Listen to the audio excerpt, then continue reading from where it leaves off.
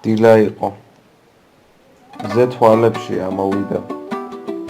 გარეთ ძმები აფხიზლებდნენ ცხენებს.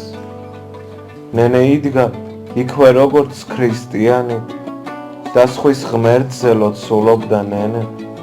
უყურებდა ხვდები თუ რა რისკი არის. ქრისტე აღსდგა გააყოლო გამლელს. ბაბა კოცონს სულს სულივით უბერავდა და ლექსივით იწყებოდა კვამლი. შემდეგ ჩემი პატარა ძმაც იღვიძებდა და საუბარს უძებნიდა საბაბს.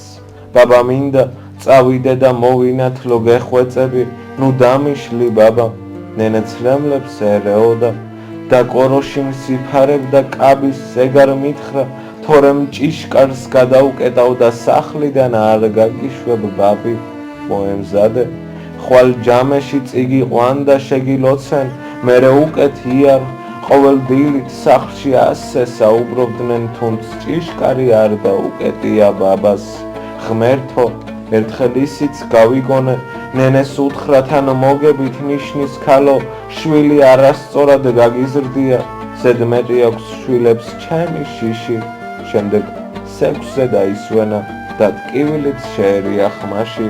სიკვდილამდე ერთხელ მაინც გამაგონე, მოსანათლად გაგვეპარა ბავშვი.